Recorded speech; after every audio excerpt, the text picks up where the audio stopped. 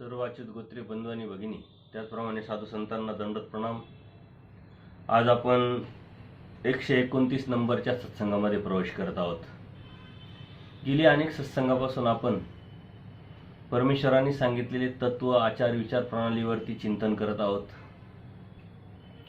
आणि नामधारक वासनिक अवस्थेत असताना आपल्या मनातली जी भीती किंवा न्यूनगंड आहे तो काढण्याचा एकमेव उपाय म्हणजे ते चिंतन करणं, आचाराच्या विचारांनी विचार करणं आणि ते करण्याचा प्रयत्न करणं। कितपत आपण करू शकतो, कितपत करू शकत नाही, हे शक्य आहे की नाही, हा एक प्रयोगात्मक विचार तयार करून आपण त्या आचाराच्या किंवा त्यागाच्या अनुषंगाने चिंतन करत आहोत। अनेक सद्भक्त आपापल्या प्रतिक्रिया व्यक्त करत असतात आणि त्या प्रतिक्रियेमध्ये शक्यतो आचाराचा विचार न केलेली जी मंडळी आहे, जी सद्भक्त मंडळी आहे, त्यांच्यामध्ये झालेला जो बदल आहे, जो आपल्याला या सत्संगाच्या माध्यमातून अपेक्षित आहे, तो व्यक्त होत असतो। कारण आपण धार्मिकता करत असताना त्याग, आचार, विचार याचा खूप काही विचार केलेला नसतो। एक संस्कार असतो, आपल्या गुरुजनांनी मार्गदर्शन केलेलं असतं, परमेश्वराची भक्ती ही श्रेष्ठ भक्ती आहे, देवता भक्ती करण्यापेक्षा परमेश्वराची भक्ती करावी आणि त्या अनुषंगाने आपण जीव, देवता, प्रपंच आणि परमेश्वर प्राथमिक स्वरूपात समजून घेतल्यानंतर परमेश्वर कृपेने आपल्याला परमेश्वर बोध देतात आणि त्या बोधामुळे आपण देवता भक्ती, जीव भक्ती सोडून परमेश्वर भक्तीला लागतो। पण परमेश्वर भक्तीला लागलो म्हणजे लगेच आपल्याला खूप ज्ञान झालं, आपण त्याग केला, आचार विचार करायला लागलो, असं काही नसतं। ते एक संस्कार असतात, त्या पद्धतीने आपण धार्मिकता करत असतो।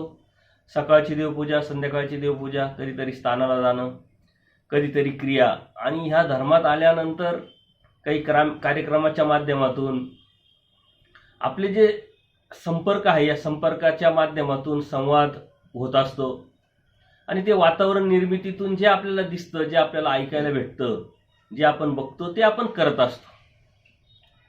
आणि ही धर्म आणि धार्मिकता समजून न घेता धार्मिकता करणाऱ्या लोकांची जी संख्या आहे, सद्भक्तांची जी संख्या आहे, ती खूप मोठ्या प्रमाणात असल्यामुळं त्या बाजूने आपल्यालाही विचार करायला कधी वेळ भेटलेला नसतो किंवा कधी संधी भेटलेली नसते। परंतु परमेश्वर कृपेने कधीतरी आपला जो भ्रम आहे अन्यथा ज्ञानाचा, तो तुटतो। कोणत्या तरी सद्भक्ताच्या माध्यमातून, नामधारक वासनिक किंवा आपल्या गुरुजनांच्या माध्यमातून आपल्याला या अभ्यासाची आवड निर्माण होते, अभ्यास करावा अशी इच्छा होते आणि मग त्यानंतर आपण सूत्रपाठ असेल, लीळाचरित्र असेल किंवा सत्संग असेल, हे करायला सुरुवात करतो आणि मग त्यानंतर 4 पदार्थ, त्याचं प्राथमिक ज्ञान, लीळा, काही दृष्टांत, हे आपण अभ्यासायला सुरुवात करतो। जरी आपण अभ्यास केला म्हणजे लगेच आपल्याकडून त्याग होत नाही किंवा आचाराच्या बाजूने आपण कधी विचार करत नाही। एक संस्कार असतो, एक आवड असते आणि काय आहे नेमकं, ही चिकित्सक बुद्धी या जीवाला परमेश्वरांनी दिलेली असल्यामुळं त्या चिकित्सकता म्हणून तो त्या तत्वज्ञानाकडे बघायला सुरुवात करतो। पण त्यातला एखादा असा व्यक्ती आहे का मग तो आचाराचा विचार करतो, त्यागाचा विचार करतो आणि मग त्या बाजूने तो विचार करत असताना त्याची जीवनाची सुरुवात या अनुषंगाने होत असते आणि मग तो इतरांना प्रेरित करत असतो, इतरांना ही गोष्ट करण्यासाठी संवाद साधत असतो आणि त्यातून लक्षात येतं की आचाराच्या अनुषंगाने, त्यागाच्या अनुषंगाने अनेक सद्भक्तांमध्ये एक भीती, न्यूनगंड आहे। पण तो भीती आणि न्यूनगंड अभ्यास केल्यानंतर लगेच निघून जात नाही। कोणत्याही गोष्टीची एक सवय असावं लागते, ती सवय लावावी लागते। तशा पद्धतीनं त्या व्यक्तीला ती आवड, स्वतःचं हित जर कळालं आणि ऊर्ध्वगतीचा तो विचार करायला लागला, त्यावेळेस तो विचार करतो आणि मग त्या अनुषंगाने अभ्यासाच्या माध्यमातून परमेश्वराने सांगितले तत्वज्ञान असं राहिलं पाहिजे, असं वागलं पाहिजे, असं बोललं पाहिजे, असं उठलं पाहिजे, असं बसलं पाहिजे, असा विचार करून मग तो धार्मिकता करायला सुरुवात करतो आणि खऱ्या अर्थाने त्याच्या जीवनातली जी धार्मिकता आहे किंवा धर्म आहे तेव्हाच सुरुवात होते। संस्कार म्हणून दृष्टपर बुद्धीनं काहीतरी हेतूनी, काहीतरी अपेक्षेने केलेली धार्मिकता आणि स्वतःचं हित समजून यात आपलं हित आहे ते हिताच्या अनुषंगाने विचार करून करायला लागलेली धार्मिकता याच्यामध्ये खूप जमीन आसमानचा फरक आहे. पूर्वकर्मानी संस्कारांनी एक भीतीपोटी लोक करतात म्हणून किंवा एक दृष्टपर भक्ती करणं आणि अन्य लोकांच्या भक्तीमध्ये किंवा आपण अन्य होतो त्यावेळेसच्या भक्तीमध्ये काही फरक नसतो. फक्त देवतेची भक्ती सोडून आपण परमेश्वर भक्तीला लागतो, परंतु दृष्टपर असल्यामुळे ती देवतेचीच होते हे त्याला कळायला बरेच दिवस जातात. परंतु ज्यावेळेस कळतं त्या समजतं त्यावेळेस जेव्हा तो आचाराचा त्यागाचा विचार करायला सुरुवात करतो त्या अनुषंगाने धार्मिकता जेव्हा पाळायला किंवा धार्मिकता सांभाळायला सुरुवात करतो तेव्हा खऱ्या अर्थाने ती परमेश्वराची भक्ती किंवा परमेश्वराच्या परमार्गाच्या भक्तीच्या मार्गाने तो चालायला सुरुवात करत असतो. पुढे पुढे जाऊन मग त्याला अनेक परमेश्वराच्या प्रयत्न करी दैवाच्या साह्या अनुषंगाने या वाचनानुसार त्याचा जसा जसा प्रयत्न असेल, मग शास्त्र जाणून घेण्याचा असेल, त्यागाचा असेल, आचाराचा असेल, त्या अनुषंगाने परमेश्वर त्याला साह्य करतात. तशा तशा पद्धतीचे गुरुजन त्याला भेटत असतात आणि मग तो त्या पद्धतीनं पुढं सरकत असतो. आणि त्याच अनुषंगाने आपली जडणघडण तशीच माझी पण जडणघडण झालेली आहे. आणि म्हणून जे आपल्याला कळालं, जे आपल्याला समजलं ते आपल्या बांधवांना, आपल्या परमार्गातील सद्भक्तांना सांगावं. त्या अनुषंगाने आपली उजळणी करावी, शास्त्राशी निगडीत राहावं, शास्त्राला जोडून राहावं, हा उद्देश ठेवून आपण हे सत्संग सुरू केले. आज 129 नंबरच्या सत्संगामध्ये आपण प्रवेश करत असताना परमेश्वरांनी सांगितलेले सिद्धांतिक तत्व जे आहे ते आपण अभ्यासले. आणि मग आता आचाराच्या अनुषंगाने विचार करत असताना आपण ज्या नामधारक वासनिक अवस्थेत आहोत त्या अवस्थेत आपण कोणता आचार करू शकतो, कोणता त्याग करू शकतो आणि हे शक्य आहे का याचं चिंतन करत आहोत. हे चिंतन करत असताना आपल्याला जाणवतंय आपण करू शकतो, तो आत्मविश्वास आपल्याला बळावतोय. आणि त्याच वेळेस त्याच्या मनामध्ये धर्मतत्वज्ञान जाणल्यामुळं जी दृढता समर्थवादावरती परमेश्वराच्या यायला पाहिजे ती यायला सुरुवात होते. कारण समर्थवादावरती दृढता आणि निश्चयात्मक परिपक्व बुद्धी जोपर्यंत आपल्यामध्ये येत नाही तोपर्यंत आचाराची पूर्तता आपण करू शकत नाही किंवा आचाराला आपण सुरुवात करू शकत नाही. मागच्या सत्संगामध्ये आपण एक वचन बघितलं, आचार्य योग्यता विचारे दृढता. आचाराच्या अनुषंगाने जेव्हा आपण सुरुवात करतो आणि थोडा थोडा क्षणोक्षणी त्याग परमेश्वरांनी करायला लावलेला आहे, तो थोडा थोडा त्यागातूनच आपल्या विचारामध्ये दृढता आणि परिपक्वता येत असते. आणि परमेश्वराला ही दृढता आणि विचाराची परिपक्वता आणि आपण करून घेतलेला बदल अपेक्षित आहे. म्हणून तो बदल अत्यंत महत्वाचा आहे. पण बदल हा ज्ञानाशिवाय होऊ शकत नाही. तत्व सिद्धांत आचार विचार प्रणाली समजून घेतल्याशिवाय होऊ शकत नाही. मला काय करायचं हेच मला माहीत नसेल तर मी करणार कसं? माझा धर्म काय आहे, परमेश्वरांनी सांगितलं तत्व सिद्धांत काय आहे हे समजून घेतल्याशिवाय आपण त्या परमार्गामध्ये टिकू शकत नाही. आणि म्हणून परमेश्वरांनी ज्ञानमोचक सांगितले, त्याचा वारंवार आपण उल्लेख करून विचार करत असतो. तो विचार आज आपण सत्संगामध्ये चिंतन करत असतो. तर ते चिंतन केल्याशिवाय पर्याय नाही. जेव्हा आपल्याला धर्म समजतो, कळतो, तेव्हा आपण तो करण्याचा प्रयत्न करतो. जेव्हा आपल्याला धर्म समजतो, कळतो, तेव्हा आपण पाहण्याचा प्रयत्न करतो किंवा त्या अनुषंगाने ऐकण्याचा प्रयत्न करतो. माहीतच नसेल तर आपण जे खरं आहे ते खरं कोणतं आणि खोटं कोणतं हे माहीत नसल्यामुळं जे आहे समोर आलेलं ऐकायला येऊ, पाहायला येऊ तेच आपण खरं समजतो. तिथं फसण्याची शक्यता खूप दाट असते.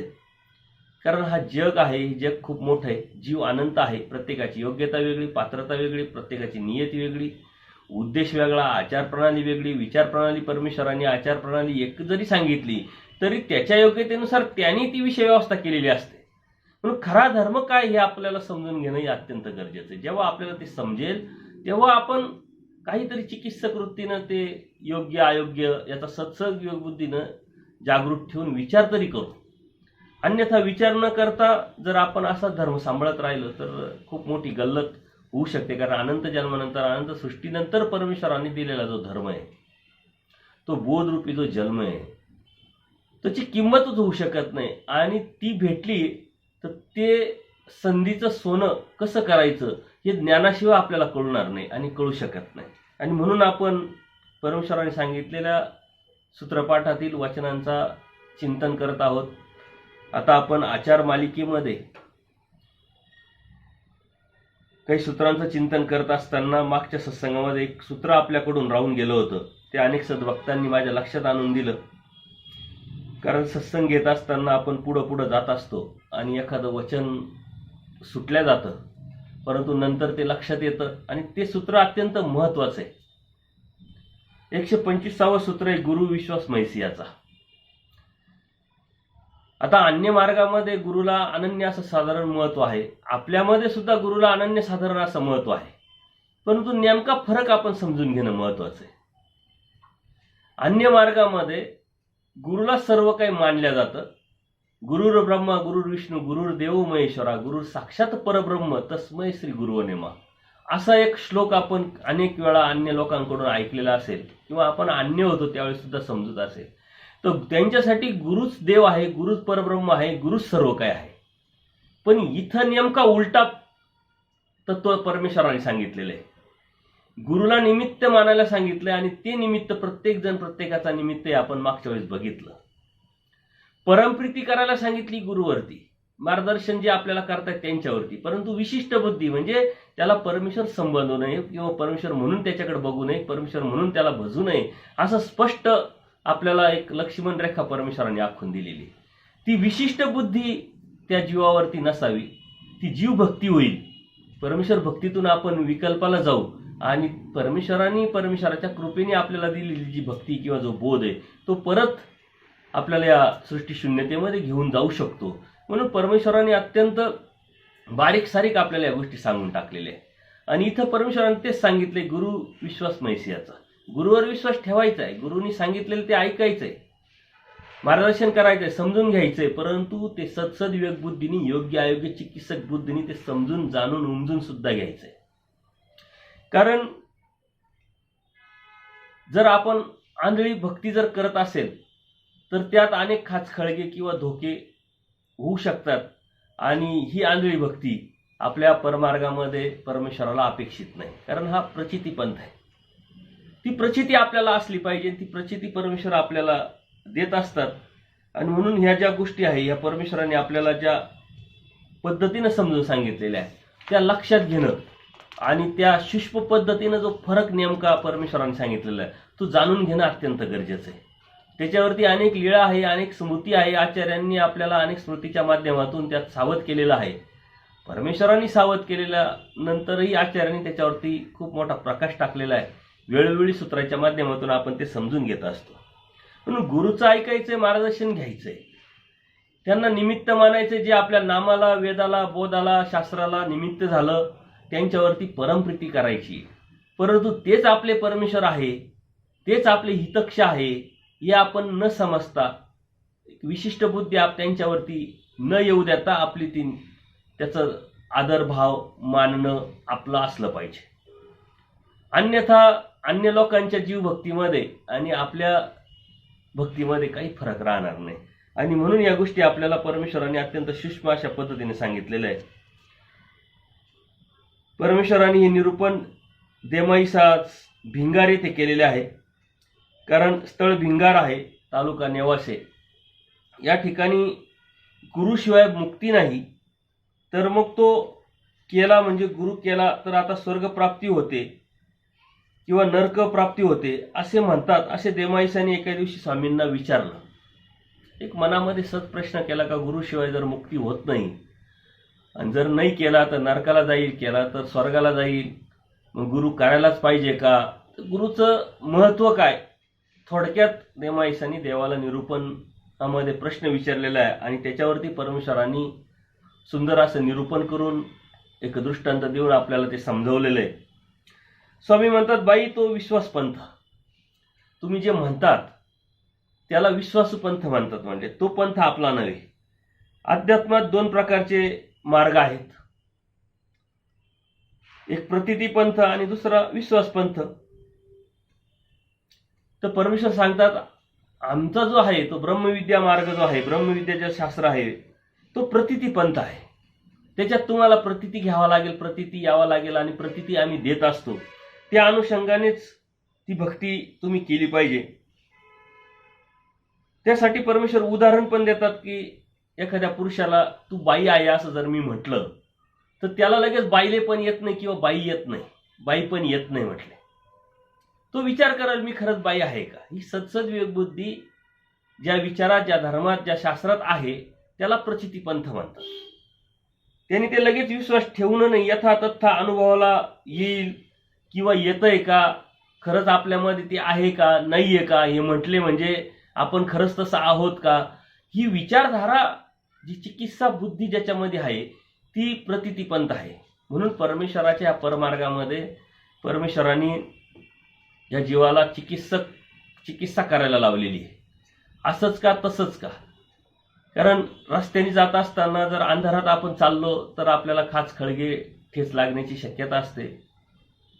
तेच उजेडात चाललो तर आपण बिनधोक जाऊ शकतो, चालू शकतो. तसंच ज्ञानाने धर्म सांभाळणं आणि अज्ञानाने धर्म सांभाळणं याच्यात खूप मोठा फरक आहे. अज्ञानाने धर्म सांभाळत असताना आपल्याकडून कळत नकळत अनेक अविधी घडून आपण जे मिळवायला आलोय ते न मिळता आपल्याला अधिकाधिक दुःख प्राप्त होऊ शकतं. म्हणून डोळस भक्ती, ज्ञानयुक्त भक्ती परमेश्वराला अपेक्षित आहे आणि त्याला प्रतीतीपंथ परमेश्वराने सांगितलेलं आहे. विश्वासपंथ म्हणजे निव्वळ गुरुवाक्यप्रमाणे त्यांनी सांगायचं आणि यांनी ऐकायचं. तसा प्रतीतीपंथ नाही म्हटले. प्रतीतीपंथामध्ये एक अनुभूती यावं लागते, अनुभव यावा लागतो. चिकित्सक पद्धतीने सत्सर्ग बुद्धी जागृत ठेवून विचार करावा लागतो, चिंतन करावं लागतं. ती प्रतीतीपंथ. त्यासाठी परमेश्वरांनी एक उदाहरण दिलं की एक अन्य महात्मे असतात म्हटले. त्याच्या शिष्यांना ते शिकवत असतात पण त्याच्या डोक्यात काही जात नाही. जडबुद्धीची एखादी व्यक्ती असते किंवा विचार न करण्याची प्रवृत्ती एखाद्यामध्ये असते. तर त्याचे जे गुरु आहे ते चिडून त्याला म्हणतात तू नुसता म्हैशाच आहे, तुला काही येत नाही, तू नुसता भेलाच आहे.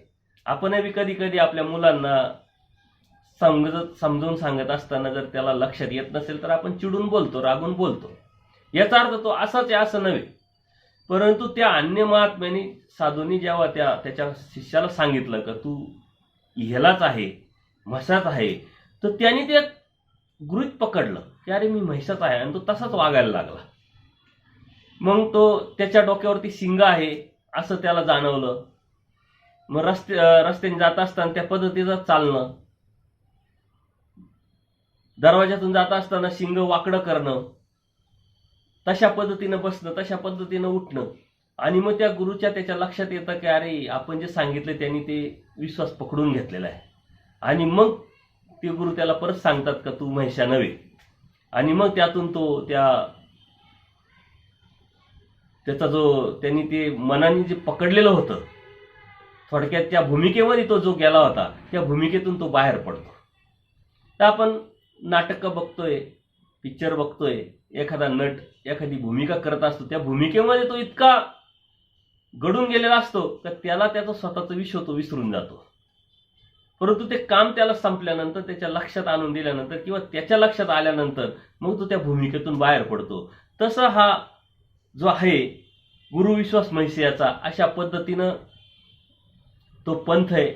आणि अन्य संप्रदायामध्ये, अन्य लोकांमध्ये ह्या गोष्टी आपल्याला पदोपदी जाणवतात. कारण हे करत असताना आपण का भक्ती करतोय, कशासाठी करतोय हे त्याच्या लक्षातच येत नाही. आणि ती गुरुची भक्ती करत असताना तो जीव भक्ती करायला लागतो आणि त्या जीवभक्तीतून त्या परमेश्वर भक्ती असेल किंवा देवता भक्ती असेल त्यातून तो निघून जातो आणि अधिकाधिक दुःखाला जात असतो. हे अत्यंत महत्त्वाचं सूत्र आहे. आपल्याकडे काही अंशी या गोष्टी बाह्य अंगाने दिसत असतात परंतु त्याचा सत्सद्विवेक बुद्धी जागृत ठेवून आपण त्याचा विचार करायचा असतो. आपणही साधू संतांचं पूजन करतो, गुरुजनांचं पूजन करतो, पण ते निमित्त मानून एक आपल्या शास्त्राला, आपल्या धर्माला, वेदाला, बोधाला हे निमित्त आहे. त्यांच्याकडे जे ज्ञान आहे त्याचं आपण पूजन करत असतो, त्या व्यक्तीचं पूजन आपण करत नाही. त्यांच्यामध्ये असलेली जी साधना आहे, त्यांच्यामध्ये असलेले जे ज्ञान आहे, त्यांच्यामध्ये असलेलं जे परमेश्वरांनी दिलेलं त्यांचं जे अधिकार आहे, योग्यता आहे, त्याचं आपण पूजन करत असतो. आणि तशी योग्यता, तसा अधिकार, तसं ज्ञान आपल्याला भेटावं या अपेक्षेने, या स्वार्थाने, या इच्छेने त्या भक्तीत आपण जात असतो. परंतु ती मर्यादा जर आपण तोडली तर आपणही अन्य लोकांमध्ये आणि आपल्यामध्ये काही फरक राहिला नाही.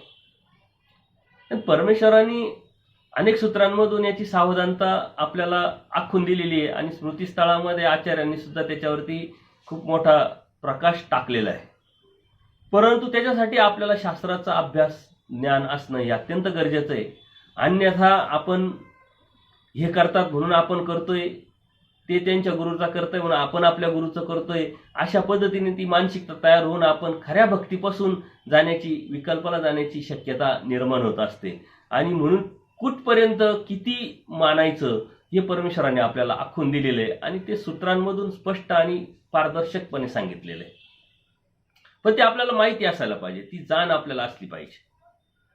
जर ते ज्ञान नसेल तर आपल्याकडे या अज्ञानी लोक त्या पद्धतीने वागतात, बोलतात किंवा दिसतात आपल्याला, परंतु ती मात्र भक्ती परमेश्वराला अपेक्षित नाही ना आपल्या शास्त्रामध्ये सुद्धा सांगितलेली नाहीये.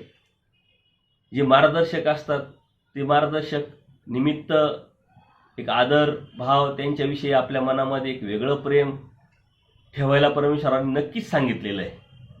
परंतु विशिष्ट बुद्धी ठेवू नका असं स्पष्ट सांगितलं. आणि ती विशिष्ट बुद्धी म्हणजे त्या जीवाच्या ठिकाणी देवत्व मानणं, देवत्व आपल्या मनामध्ये प्रगटणं हे चुकीचं आहे आणि ते परमेश्वराला अपेक्षित नाही. आणि त्या अनुषंगाने आपल्याला परमेश्वराने सावध केलेलं आहे.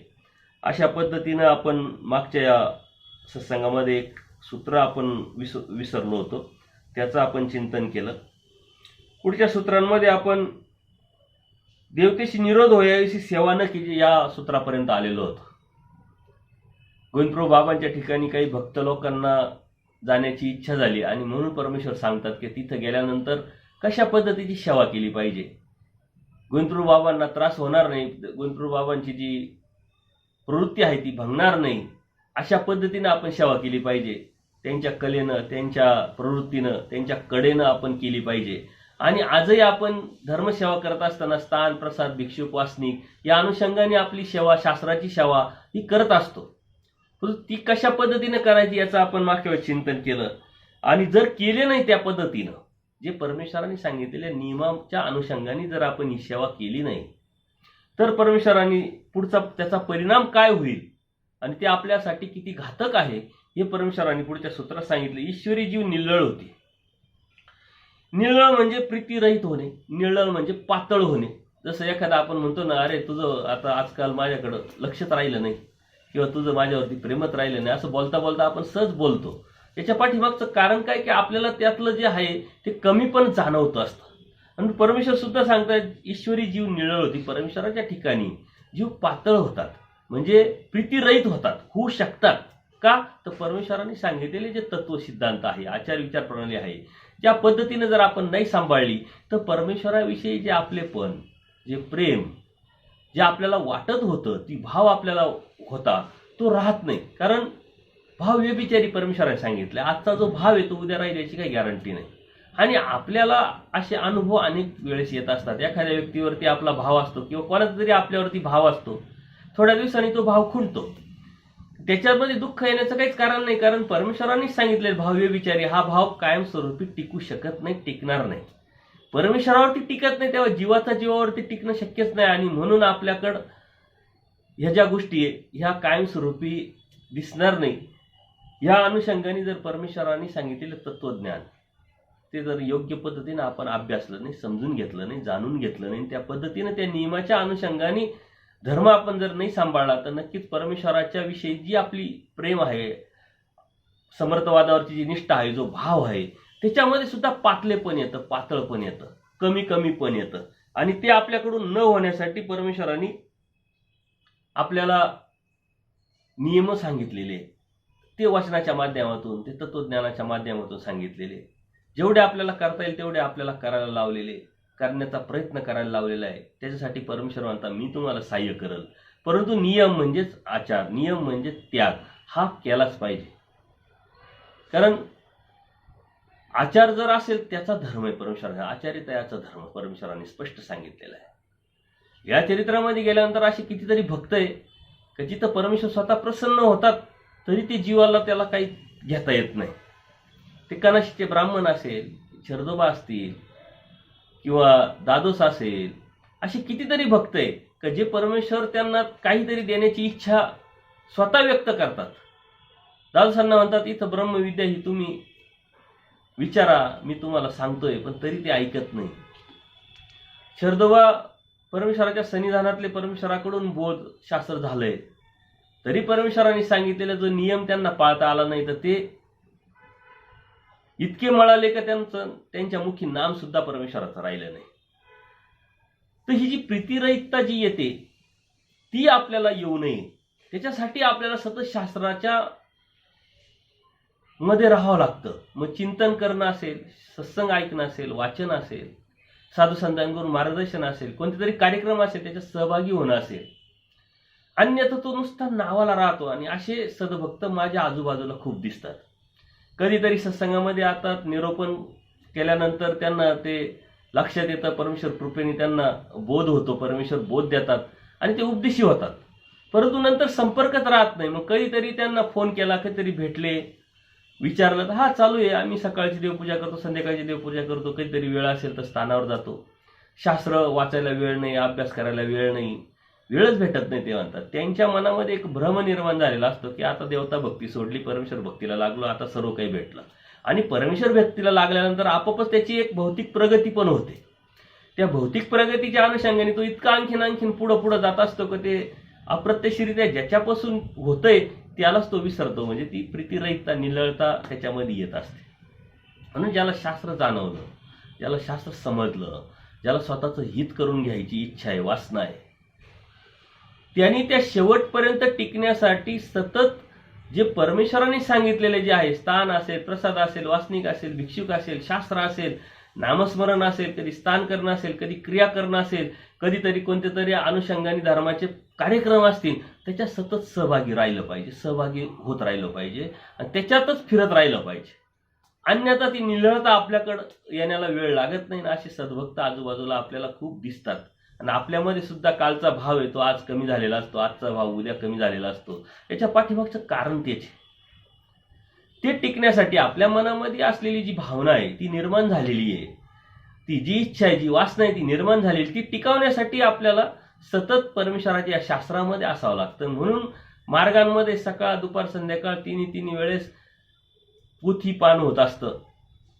कधी लीळाचरित्राचं वाचन, कधी दृष्टांत पाठ असतात, कधी स्थळाच्या पोथी असतात. ते सतत त्या शास्त्रामध्ये जीव कसा राहील, जेणेकरून त्या परमेश्वरावरची जी प्रीती ती शेवटपर्यंत कशी टिकून राहील, यासाठीच हे उपाय योजलेले असतात. मधून कार्यक्रम होत असतात. मग अवतार दिनाचे कार्यक्रम असतात, काही सत्संगाचे कार्यक्रम असतात, काही अनुसरणाचे कार्यक्रम असतात.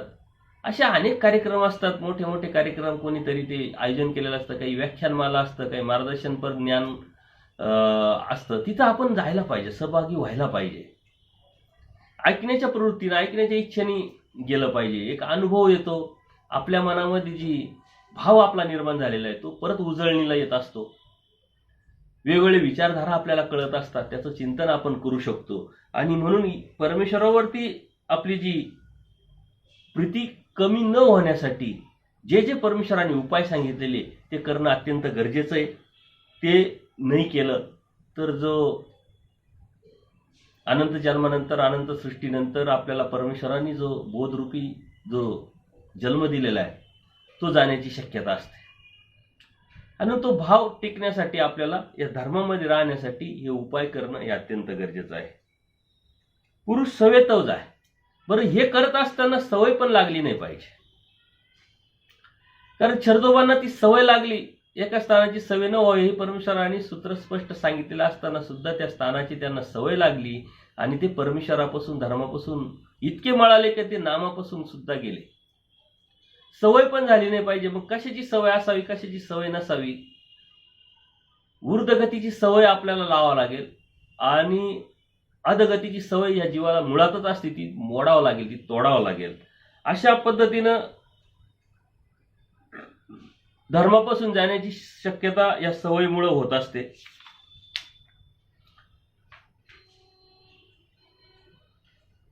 कारण ही सवय माणसाला गुपचूप बसू देत नाही. ती व्यसनाच्या अनुषंगाने आपल्यापर्यंत ती पोहोचते. सवयीनं माणूस गुलाम होत असतो. ती वेळ, ते ठिकाण, ती व्यक्ती, ती जर आपल्याला सवय लागली तर आपण सर्व काही विसरून जातो. आणि म्हणून सवय म्हणजे धर्माव्यतिरिक्तची असलेली जी ममता आहे, प्रेम आहे, आपलेपण आहे, ती करण्याची इच्छा आहे, ती वासना आहे, त्याला सवय म्हटलं गेलं आहे. धर्माव्यतिरिक्त सत्संग ऐकण्याची सवय ती चांगली, ती ठेवायला पाहिजे. ह्या टायमिंगला आपल्याला सत्संग ऐकायचे, तर त्याचा नियम लावायची, त्याची सवय लावायची. यावेळेस देवपूजा करायची, यावेळेस आपल्याला सूत्र पाठ वाचायचं, यावेळेस आपण दंडोत करायची, एक नियमावली आपण आखली पाहिजे. दररोजची एक लीला वाचलीच पाहिजे, दररोजचं एखादं सूत्र ऐकलंच पाहिजे, वाचलंच पाहिजे, किंवा दररोजचा एखादा सत्संग तरी आपण ऐकलाच पाहिजे, त्याचं चिंतन केलंच पाहिजे. किंवा धर्मावरती कोणाबरोबर तरी आपले गुरुजन असतील, वासनिक असेल, नामधारक असेल, जे संपर्कातले जे परमार्गातले सद्भक्त त्यांच्याशी चर्चा केलीच पाहिजे. मग ती 10 मिनिटं असेल, 15 मिनिटं असेल. या सवयी हिताच्या अनुषंगाने ऊर्ध्वगतीच्या आहे. परंतु याच्या व्यतिरिक्त म्हणजे धर्माव्यतिरिक्त ज्या सवयी आहेत त्या आपल्याला जर असेल तर आपण धर्मात जास्त काळ टिकू शकत नाही. आणि म्हणून ह्या गोष्टी आपण लक्षात घेतल्या पाहिजे. विशिष्ट गोष्टी व्यतिरिक्त न जमणे म्हणजे सवय. याच्याविषयी जमलंच नाही पाहिजे, जमतच नाही. ही व्यक्ती भेटलीच पाहिजे, अशा गप्पा झाल्याच पाहिजे, तिथं गेलंच पाहिजे, हे खाल्लंच पाहिजे, हे पिलंच पाहिजे. काही सवय असतात, ते एक प्रकारे माणसाला गुलाम करतं. ती सवय एक प्रकारे ते व्यसन त्याला जडलेलं असतं. आणि व्यसन हे फक्त परमेश्वराच्या भक्तीचं असलं पाहिजे. सवय कशाचीच होऊ नये, कारण त्यामुळे पुरुष धर्मापासून जाण्याची शक्यता निर्माण होत असते. शरदोबांचं उदाहरण आपल्या समोर अत्यंत स्पष्ट साहित्यकारांनी, पूजनीय माईम भटांनी लीळाचरित्रामध्ये टाकण्याचं कारणच ते आहे. तसं शरदोबांपासून शिकण्यासारखं काहीच नाही, ते नकारात्मक पात्र आहे. की परमेश्वराकडून बोध झाला श्रीमुखी, परमेश्वराकडून शास्त्र झालं आणि आचार करायला लागले, इतका मोठा त्याग करायला लागले की त्यांच्यामध्ये घृणाच राहिली नाही. एखाद्या व्यक्तीनं उलटी केली तर ती उलटीचं सुद्धा खाऊन त्याच्यामधली जी घृणा आहे त्यांनी जिंकली होती. एवढ्या पराकोटीच्या त्यागाला, पराकोटीच्या आचाराला ही व्यक्ती पोचलेली. परंतु फक्त एक छोटीशी सवय त्यांना किती मोठ्या प्रमाणात खाली पाडते, मोठ्या प्रमाणात नुकसान करते, हे दाखवण्यासाठी पूजनीय माईम भटांनी या चरित्रामध्ये पात्र टाकलंय. एका स्थानाची सवय न व्हावी असं सांगितलेलं असताना सुद्धा परमेश्वराच्या सन्निधानात आहे आणि त्यांनी राहण्याची इच्छा व्यक्त केली, ते राहिले आणि नंतर इतके मळाले का हाती शेळी डोये पाळणा ही कायची रे म्हणे नागदेव राऊळाची, हे तिचे नावही नाही. मागच्या सत्संगामध्ये ते येऊन गेलेलं सूत्र आहे. ज्यावेळेस पुन्हा परत एकदा परमेश्वर समोरून येतात तर अशा परिस्थितीत, अशा अवस्थेत शरदोबा जात असताना देव औसादेवींना विचारतात का, यांना विचारा तुम्ही कोणाचे, तर ते म्हणे नागदेव रावळाचे, म्हणजे नाव सुद्धा नाही. आणि मग तिथं परमेश्वरांनी शरदोबांची कथा आपल्याला सांगितलेली आहे आणि तीच साहित्यकारांनी आपल्यापर्यंत पोहोचवलेली. याचं कारण की आपण सहजच म्हणतो यांनी काय होतं, त्यांनी काय होतं, ही छोटीशी गोष्ट आहे, काय फरक पडतोय. पण हा फरक जो पडत नाही असा आपण विचार करतो ना, त्यातूनच खूप मोठा फरक पडत असतो. थोडा थोडा थोडा थोडा हा जीव धर्मापासून जाण्याची शक्यता असते. म्हणून सवय ती कशाची असावी, कशाची नसावी, हे स्पष्टता आपल्यामध्ये असलीच पाहिजे. कारण पुरुष सवेतच आहे. ते व्यसन जर कशाचं आहे, शास्त्र ऐकण्याचं व्यसन असेल तर नक्कीच परमेश्वर प्राप्तीला आपण जाऊ शकतो. अभ्यास करण्याचं व्यसन, स्मरण करण्याचं व्यसन, ती सवय जर असेल, पहाटे 3ला उठायची सवय, ते बरोबर 3ला आपल्याला जाग येते, आपण स्मरण करायचे, ती सवय असेल तर ती आपल्याला ऊर्ध्वगतीला परमेश्वरापर्यंत घेऊन जात असते. परंतु धर्माव्यतिरिक्त जी असलेली सवय, मग ती कोणती असो, मग ती अन्यवार्ता असेल, झोपायची असेल, परमेश्वराने सांगितलं अन्यवार्ता न केली पण झोप काढा, परंतु ती अन्यवार्ता, झोप याच्यावरती कंट्रोल करून आपल्याला धर्म सांभाळायचा आहे, धर्म करायचा आहे, धर्म टिकवायचा आहे. परमेश्वराने हे सांगितलेलं आहे, हे टीकात्मक सांगितलेलं आहे. अरे तुम्ही गप्पा मारण्यापेक्षा मग झोपा काढा, ते बरं. पण आपण जर तेच लावलं, झाला गप्पा मारण्यापेक्षा झोपा झोपा, मग सतत झोपायचं का? नाही, परमेश्वराने पश्चात पारी उठी देते सारसत काळ. बरं, ज्याला शास्त्राची आवड आणि शास्त्राचा उमट व्हायला लागतो ना, त्याची झोप अत्यंत कमी होत असते. कारण झोप म्हणजे अज्ञान. स्वप्नांचं महत्व झोपेत असतं. एकदा जागा झालं का त्या स्वप्नाला महत्व नसतं. तसं या भौतिक जगाचं महत्व या अज्ञानामध्ये असतं. एकदा का त्याला ते समजायला लागतं, उमट होतो, स्वतःचं हित कळतं, ऊर्ध्वगतीचं समजतं, त्यावेळेस आपोआपच त्याची झोप उडालेली असते. आणि सायन्सने सुद्धा सांगितलंय कमीत कमी 6 तास झोप आपल्या शरीराला खूप होते, जास्तीत जास्त 8 तास. आता आपण किती तास झोपतोय, किती वेळ आपल्याला झोपतोय, ती गरज आहे का? शास्त्रीय दृष्टिकोनातून पण आणि वैज्ञानिक दृष्टिकोनातून पण याचा जर विचार केला तर नक्कीच आपल्याला त्यातलं मर्म समजेल. तर ही सवय आपल्याला कोणती असावी कोणती नसावी हे आपण समजून घेतलं पाहिजे. एकला विजय, परमेश्वराने सांगितलं हे करत असताना एकटा विजयी होत असतो. एकला विजय, कारण एकटं अटन विजयन भिक्षा भोजनीची नित्यविधी करत असताना परमेश्वराची प्राप्ती आपण करू शकतो. राग, द्वेष, काम, क्रोध, मद, मत्सर आपले जे दोष आहे अनंत, त्याच्यावरती आपण कंट्रोल किंवा संयम आणू शकतो.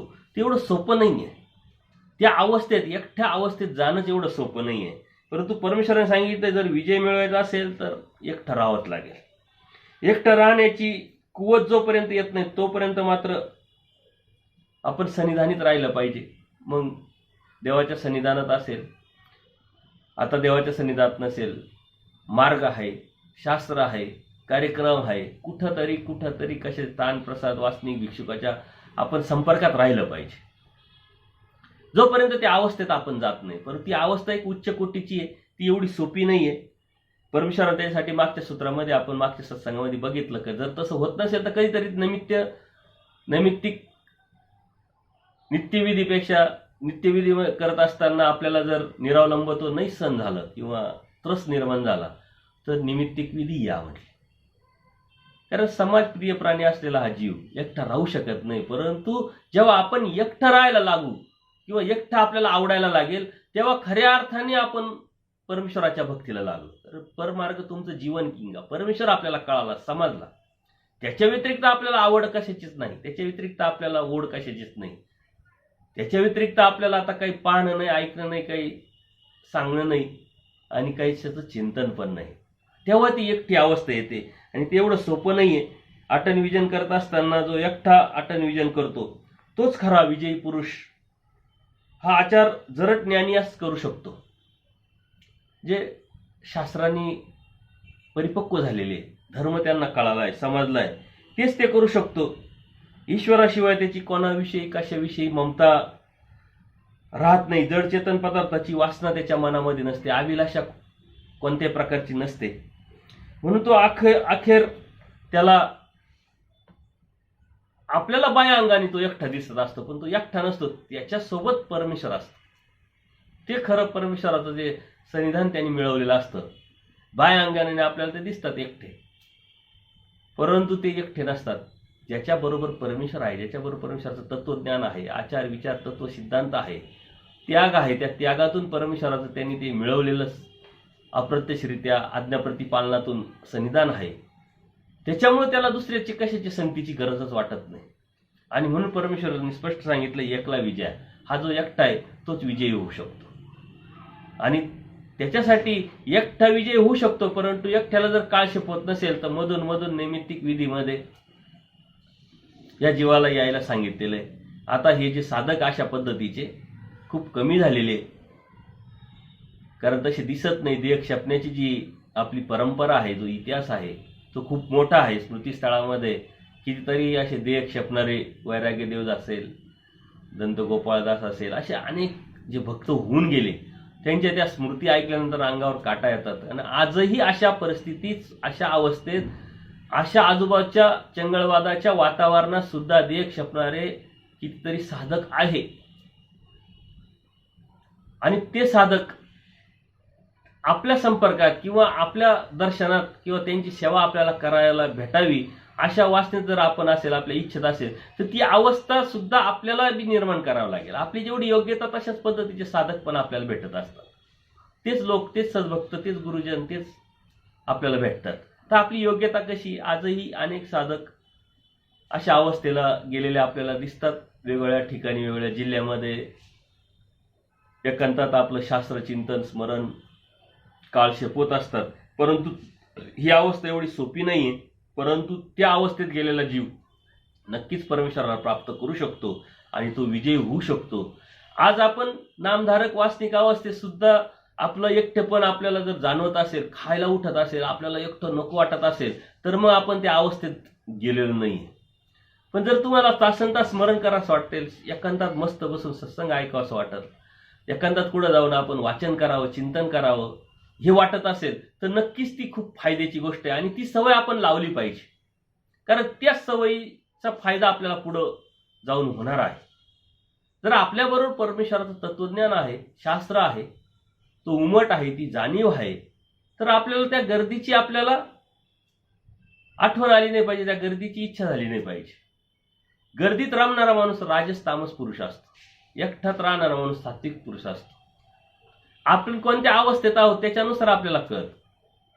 आपल्याला कोणाची इच्छा आहे कोणाची नाही आहे त्याच्यानुसार आपली अवस्था सुद्धा त्याचा अंदाज आपल्याला बांधता येतो आणि आपण ते करू शकतो. एकटं असेल तर स्मरण करू शकतो, एकटं असेल तर आपण वाचन करू शकतो, एकटं असेल तर सत्संग सुद्धा शांततेने आपण ऐकू शकतो, त्याचं चिंतन करू शकतो. अन्यथा बरोबर असताना आपण ते करू शकत नाही. आणि म्हणून ही सवय आपण सुद्धा लावली पाहिजे नामधारक वासनिक अवस्थेमध्ये. याच्यासाठी परमेश्वरांनी सांगितलं नित्याटन करावे. अत्यंत सुंदर असं सूत्र आहे, नित्याटन करावे म्हणजे फिरत राहावं. आटन विजन भिक्षा भोजन करत असताना परमेश्वराची शोधणी म्हणजे परमेश्वराला शोधणी करायची. परमेश्वर इथं भेटेल का, तिथं भेटेल, या स्थानावर भेटेल, या नामधारकाकडे भेटेल, या वासनिकाकडे भेटेल, या मार्गात भेटेल का, त्या मार्गात भेटेल, अशा पद्धतीनं परमेश्वरांनी नित्याटन करायला लावलेलं आहे. नित्य ईश्वराची शोधणी करत असताना या साधकांनी फिरत राहिलं पाहिजे. असंच आपली इतिहास आहे. पूर्वी अनेक साधक आटन विजन भिक्षा भोजन करत असताना एका ठिकाणी राहत नव्हते, परंतु कालानुरूप आश्रम आवास पद्धती आली. पूजनीय आचार्यांनीच त्याची मुहूर्तमेढ रोवली, परंतु त्यांचा उद्देश वेगळा होता. जे आचार करू शकत नाही, जे अशक्त लोक आहे किंवा जे आजारी लोक आहे, अशांसाठी एखादा कुठंतरी एखाद्या ठिकाणी आश्रम असावा म्हणून निमगावला त्यांनी आश्रम स्थापन केला. परंतु नंतरच्या काळात प्रचाराच्या अनुषंगाने एक विषय व्यवस्था केली गेली आणि अनेक आश्रम आपल्याला दिसतात. परंतु आज त्याच्यामध्ये थोडासा बदल झालेला आहे. मार्ग घेऊन मात्र नित्याटन करणारे मार्ग आपल्याला दिसतात. यावर्षी या जिल्ह्यात, त्या पुढच्या वर्षी त्या जिल्ह्यात, असे पूर्ण मार्गच साधू संत घेऊन फिरतात, जेणेकरून तिथल्या सद्भक्तांना त्याचा लाभ होईल. क्रियेच्या अनुषंगाने, निरूपणाच्या अनुषंगाने आणि यांचं पण परमेश्वराचं एक तत्व परमेश्वराने सांगितलेले ते सांभाळता येईल. अशा पद्धतीने त्याच्यात बदल जरी झालेला असला तरी कितीतरी साधक एकटे फिरताना दिसतात, कितीतरी साधक मार्ग पद्धतीनं आपल्याला फिरताना दिसतात. परंतु परमेश्वराने ते स्पष्ट सांगितलं नित्याटन करावं. कारण कायमस्वरूपी आपण एका ठिकाणी जर राहिलो तर त्याचं जे निल्लळता आपल्याला येत असते ती येण्याची शक्यता असते. आणि म्हणून आपण साधना करत असताना साधकांनी जे अनुसरलेले पुरुष आहे परमेश्वराने सांगितलं त्यांनी फिरत राहिलं पाहिजे. आता नामधारक वासनिक अवस्थेमध्ये असताना आपण सुद्धा आपल्याला ती एक सवय झालेली असते, उठा चला जाळीच्या देवाला. ते स्थान आहे तिथं जाणं अयोग्य असं नाही, ते चांगलंच आहे. परंतु उठसूट एका स्थानावर जाण्यापेक्षा दरवेळेस आपण वेगळ्या स्थानावर जाऊ शकत नाही का? मग त्या अनुषंगाने त्या स्थानाची लीळा आपल्याला समजते, त्या स्थानाचं चिंतन आपण करतो.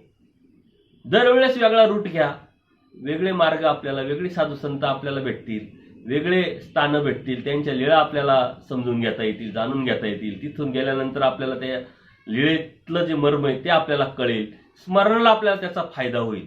तर असे वेगळ्या पद्धतीने वेगळ्या रूटवरती आपले करायला पाहिजे. काही लोकांची एक मानसिकता असते, जवळ स्थान आहे तिथं जाणार नाही, परंतु दर पौर्णिमेलाच जातील, दर अमावस्येलाच जातील, दर महिन्यालाच जातील. खेटी घालण्याची प्रघात आपल्याकडे आहे, तो काही चुकीचा नाही, वाईट नाही.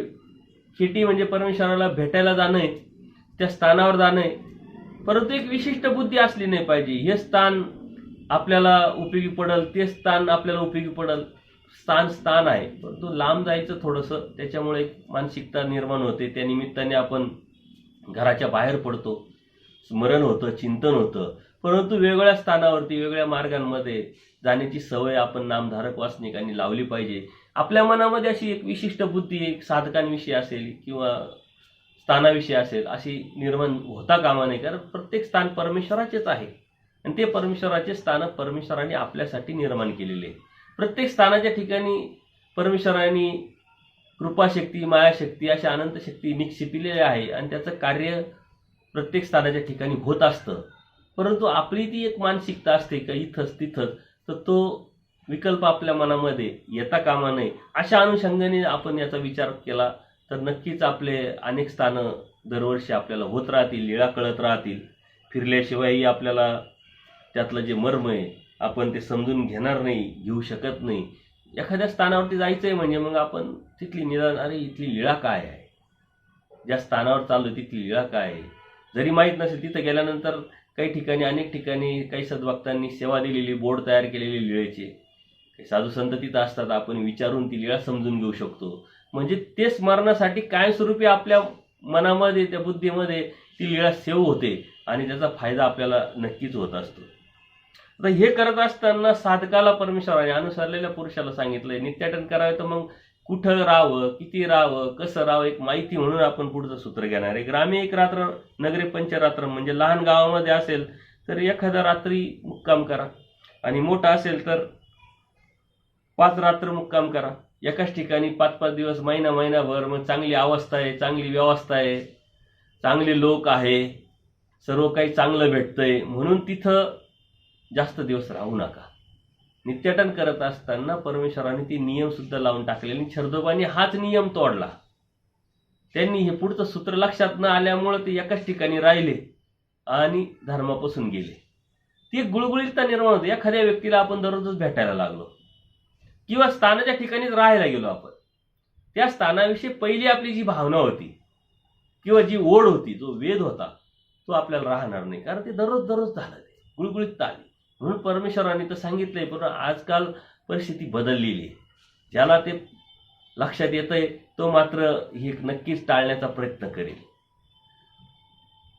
आपल्याला सुद्धा दररोज एखादी गोष्ट जर करत राहिलं तर आपोआपच त्याच्याविषयी आपल्याला एक जी ओढ होती ती कमी झालेली असते, निळळता आपल्यामध्ये येत असते. आणि म्हणून ते टिकवण्यासाठी आपल्याला सुद्धा काही नियम आखून घ्यावा लागतात, काही मर्यादा आपण आखून घेतल्या पाहिजे. आणि त्याच्यासाठी या परमेश्वरांनी आपल्याला प्रत्येक वचनाच्या पुढचं जे वचन आहे ते एक सावधानता म्हणून आपल्याला सांगितलेलं आहे. हे करत असताना बरोबर ठीक आहे, नित्याटन करा, छोट्या गावामध्ये 1 रात्र मुक्काम करा, मोठ्या गावात 5 रात्र मुक्काम करा, परंतु मग कुठे जायचं का नाही, पुरुषोत्तम क्षेत्रानं वचाय. मग काही ठिकाणी जीवभक्ती करत असताना समाधीच्या अनुषंगाने काही मंदिरं बांधलेले असतात, पुरुषांच्या प्रसिद्धीचे काही क्षेत्र असतात. मग त्र्यंबक असेल, शिर्डी असेल, अक्कलकोट असेल, अशा अनेक क्षेत्र आहे की जे आपल्याला ऐकायला भेटतात. का अशा ठिकाणी परमेश्वराने सांगितलं जाऊ नका. कोल्हापूरला, माहूरला तर परमेश्वराने सांगितलं जायचं नाही, परंतु परत याच्यामध्ये मग बरेचसे नंतर आलेले जे उदयास आलेले जे तीर्थक्षेत्र आहे त्याचं आपण लक्षात घेतलं पाहिजे. तिथं आपण गेलं नाही पाहिजे. आता नामधारक वासनिक अवस्थेमध्ये एखादं पर्यटन स्थळ असतं, तिथं देवतेचं मोठं हे असतं, ते आपण टाळलं पाहिजे. पर्यटन भरपूर आहे फिरायला, तिथं आपण टाळलं पाहिजे, तिथं गेलो नाही पाहिजे. मंदिरं असतात, तीर्थक्षेत्र असतात, त्या ठिकाणी मोठ्या मोठ्या समाध्या झालेल्या असतात, त्याच्या अनुषंगाने तिथं यात्रा जत्रा भरत राहतात. मोठं ते नावरूपाला आलेलं असतं ते, त्याच्यामुळे ते आपल्यासाठी अयोग्य ठिकाणे, तामस ठिकाणे. आपण गेलो म्हणजे लगेच आजारी पडू, मरू अशातला भाग नाही, परंतु आपल्या धर्मामध्ये खंड पडून आपण आपल्या परमेश्वर मार्गापासून जाण्याची शक्यता असते. म्हणून ते टाळावं. याच्यामध्ये काही लोक विषय व्यवस्था करतात की अरे फिरायला काय हरकत आहे, आपण तिथं खाणार नाही, प्रसाद खाणार नाही, दर्शन घेणार नाही, पण मंदिरं कसे पाहायचे काय त्याच्यामध्ये बघायचं. मंदिरं कशाचं राहतं, प्रपंचाचं जड प्रपंच आहे. माती दगड, काही कोणी नक्षीकाम केलेलं राहतं, कोणी वेगळा कलर दिलेला, कोणी काय लोक पाहण्याच्या उद्देशाने कारण अन्य लोकांबरोबर सुद्धा जातात, चला आमच्या देवाला जाऊ, तुमच्या देवाला जाऊ. तर ह्या गोष्टी आपण टाळल्या पाहिजे. उपदेशी वर्गाने या गोष्टी नियमात जर आपण सांभाळलं तर नक्कीच धर्माच्या ठिकाणी आपण टिकून राहतो आणि परमेश्वर प्राप्तीपर्यंत आपलं थोडं का होईना, हळूहळू का होईना, कासवाच्या गतीनं का होईना पण जात असतो. परंतु ती कासवगती आपली मुळातच असताना जर या अशा नियमामध्ये आपण जर लक्ष न देता आपण सांभाळलं नाही तर ती कासवगती सुद्धा आपली थांबून जाते आणि धर्मापासून आपण जाण्याची शक्यता असते. म्हणून पुरुषोत्तम क्षेत्र जाऊ नये, कारण तिथं त्या देवतेचं प्राबल्य असतं. त्या प्राबल्यातून आपल्या मनामध्ये आपल्या बुद्धीमध्ये एक संभ्रम निर्माण होऊन आपण विकल्पाला जाण्याची शक्यता असते. या गोष्टी जर आपण टाळल्या तर नक्कीच परमेश्वर भक्ती आपण नक्की व्यवस्थित करू शकतो. मग हे करत असताना सात्विक स्थान सेवावे, म्हणजे सात्विक स्थानी सात्विक विचाराने राहावे. सात्विक स्थान की ज्या ठिकाणी कोणत्याही प्रकारचं तामस भाव राजस भाव नाहीये, जिथं आपल्या धर्माला कोणत्या प्रकारची बाधा येत नाहीये, जिथं आपला धर्म शेवटात जाण्याशी कोणत्या प्रकारची अडचण नाहीये, आपल्याला स्मरण साधतं, आपल्याला चिंतन साधतं, अशा ठिकाणी आपण जावं, अशा ठिकाणी राहावं, काही हरकत नाही. मग तिथं स्थान नसेल काही हरकत नाही, तिथं मार्ग नसेल हरकत नाही, पण असं एखादं ठिकाण असतं का जे एकांतात आहे, आपल्याला स्मरणाला आवडतं. असे कितीतरी मार्ग आहे, असे कितीतरी देह क्षपणारे कितीतरी साधक आहे का डोंगरात दरी खोऱ्यामध्ये जाऊन आपलं दररोजचं स्मरण चिंतन करत असतात, देवाला जवळ करत असतात. तिथं काही स्थान नसतं, काही मार्ग नसतो, काही विशिष्ट अशी जागा नसते, काही सोय नसते, परंतु सात्विक जागा असते का ज्या ठिकाणी गेल्यानंतर परमेश्वराचं स्मरण साधलं जातं, आपल्याला एकाग्रता प्राप्त होत असते, आपली स्वस्थ चित्तता निर्माण होऊन परमेश्वराच्या प्राप्तीच्या अनुषंगाने आपलं स्मरण होत असतं.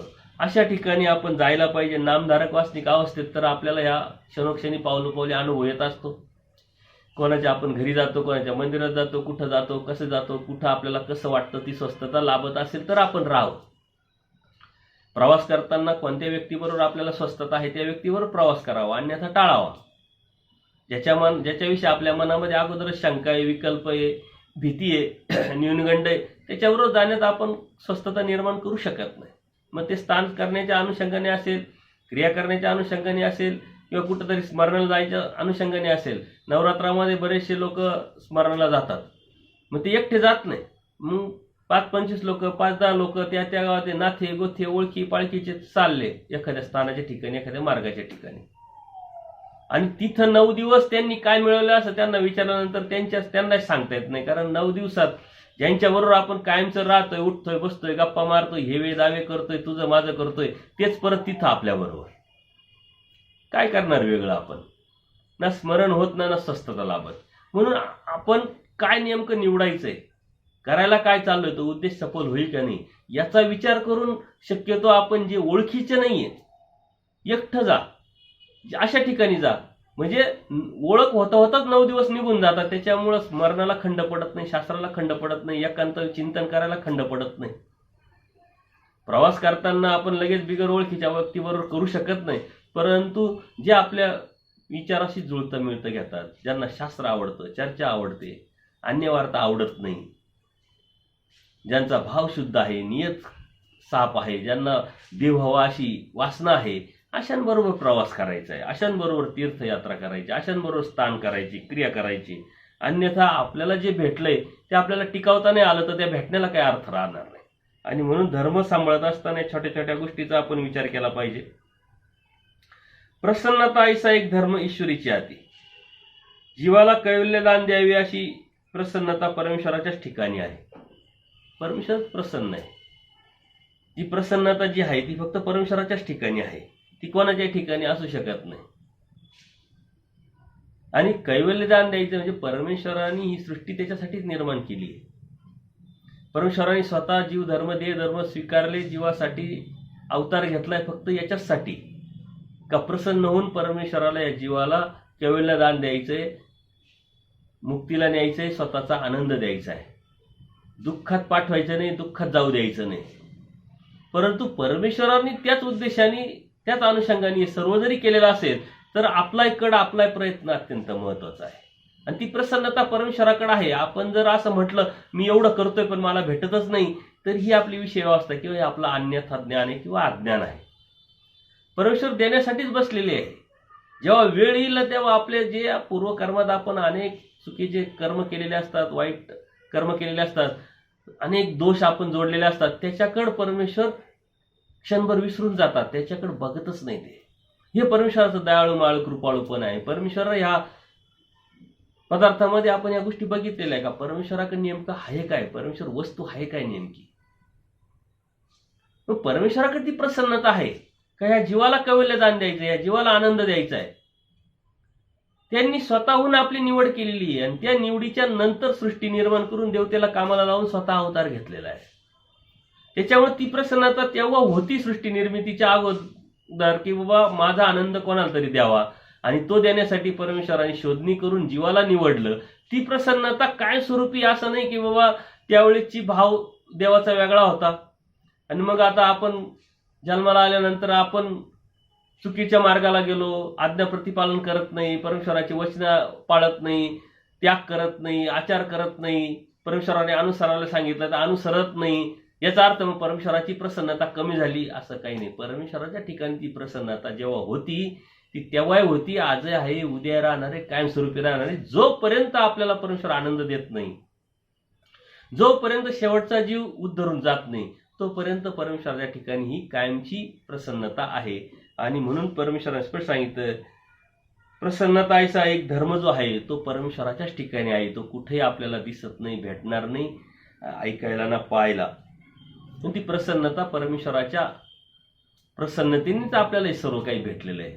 नाही तर आपली योग्यता नाही, पात्रता नाही. तसा जर विचार केला तर अधमती, अधगती, अधरती, अनादि अविद्ययुक्त, अनंत दोष हे सारे जर आपण बघितले तर हे बघितलेले असताना आपल्यामध्ये परमेश्वराला प्राप्त करावे, परमेश्वराचा आनंद घ्यावा याची योग्यताच नाही, पात्रताच नाही. परंतु काही असे जीव सर्वाधिकारी आहे, असे काही गुण आहे या जीवामध्ये, परंतु ते गुण सुद्धा त्याच्याकडे आहे म्हणजे ते लगेच ऍक्टिव्ह होतील आणि त्या गुणाद्वारे लगेच परमेश्वरा तो प्राप्त करेल असंही नाहीये. त्यांनी ऊर्ध्वगतीचा विचार करून स्वतःचं हित सांभाळून, हित बघून, समजून उमजून मग तो त्या मार्गाला लागला तर ते त्याचा उपयोग होणार आहे. जीव सर्वाधिकारी आहे परंतु त्याला पात्रता, योग्यता निर्माण करावं लागणार आहे. तो प्रयत्नाने त्याला ते मिळवावं लागणार आहे. सर्व काही आहे परंतु त्याला ते समजलंच नाही, जाणवलंच नाही, तर असे अनंत जन्म गेले. राटघडी याच्या दृष्टांताप्रमाणे जन्माला आला, सर्व मिळवलं, भोगण्यासाठी परत नरक योनीत गेला, मग स्थावर नरक असेल, चलद्रूप नरक असेल, असे 13 भेदी नरकामध्ये भोगून परत हा जीव आला, परत मिळवलं. हे सारखं चालू आहे. ही त्याला ती जाणीवता असली पाहिजे. ती नाहीये जीवाला. जर ती नाहीये, ती योग्यता नाहीये, तरीही परमेश्वराने या जीवाची निवड करून एवढी मोठी रिस्क घेतलेली आहे की जो आनंद घेण्यास पात्र नाही, जो निरानंद जीव आहे, त्याला आनंद देण्यासाठी परमेश्वराने मिशन राबवलेलं आहे, हे मिशन तयार केलेलं आहे, त्याच्यासाठी सारा उपद्व्याप केलेला आहे. परंतु परमेश्वरामध्ये ही प्रसन्नता आहे म्हणून ती होऊ शकतं. अन्यथा या जीवामध्ये तेवढी योग्यता नाही, तेवढी पात्रता नाही. कारण कोणत्या तरी दोषामध्ये हा जीव सतत आहे. निर्दोष असा जीवच नाही. जेव्हा तो निर्दोष होईल तेव्हा परमेश्वराला प्राप्त करू शकतो. परमेश्वर स्वतः स्पष्ट सांगतात, अयोग्य जीवाला मीच योग्य करून प्राप्तीला घेऊन जात असतो. पण त्याच्यासाठी आपला प्रयत्न असणं महत्वाचं आहे. परमेश्वरच नेणार आहे आपल्याला. बोधदाता परमेश्वर आहे, मुक्तीदाता आहे परमेश्वर आहे, परंतु जे मधल्या कड जे परमेश्वराने आपल्याकडून जे अपेक्षित केलेले आहे, आपल्यासाठी ज्या अटी टाकलेल्या आहेत, त्या अटी समजून घेऊन जर आपण केलं तर आपल्याला ते प्राप्त होणार आहे. अन्यथा अनेक जन्म गेले, अनेक सृष्ट्या गेल्या, तशी ही जाईल, त्यात काही फरक नाही पडणार आणि अशा अनेक दुःखाला आपण कारणीभूत ठरू.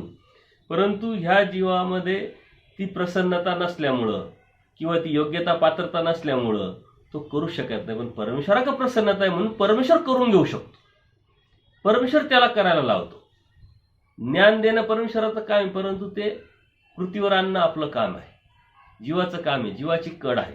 आणि जीवाच्या कड कोणत्या कोणत्या आहे त्या समजून उमजून जर आपण त्या पद्धतीनं राबवण्याचा किंवा निर्माण करण्याचा, हिताच्या अनुषंगाने विचार करण्याचा प्रयत्न केला तर नक्कीच या परमेश्वराच्या प्रसन्नतेचा आपल्याला जास्तीत जास्त उपयोग करून घेता येईल.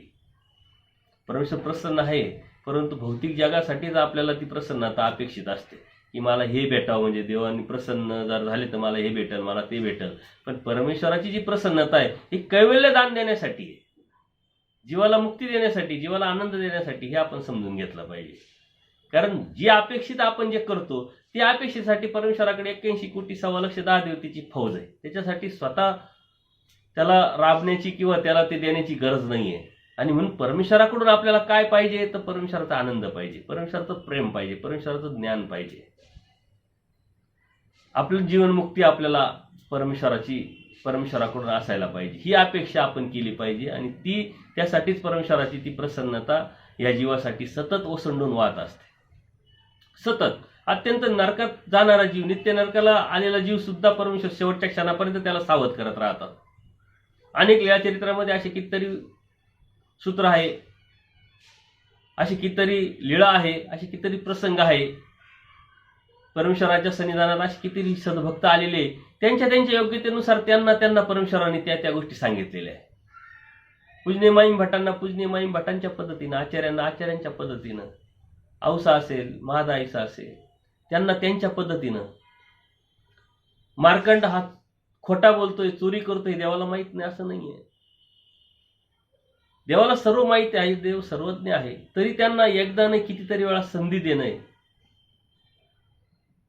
अशी कितीतरी सद्भक्त आहे का त्या परमेश्वराला सर्व माहीत असून सुद्धा, त्यांचं पूर्ण भविष्य माहीत असून सुद्धा, त्यांचा संस्कार ते आले कुठून, करताय काय, यातून त्यांना भेटणार काय, पण तरीही परमेश्वर प्रसन्नतेनुसार त्या जीवाचा ते देत असतात. त्यांनी जेवढं मिळवलं, जेवढं त्याला ते देण्याचा सतत त्यांचा परमेश्वराचा प्रयत्न सतत असतो. या अनुषंगाने परमेश्वराची प्रसन्नता कशी आहे आपल्यावरती, हे आपण समजून घेतलं पाहिजे, जाणून घेतलं पाहिजे. यावरती नक्की प्रतिक्रिया आपण कळवा. दंडोत प्रणाम, दंडोत प्रणाम, दंडोत प्रणाम.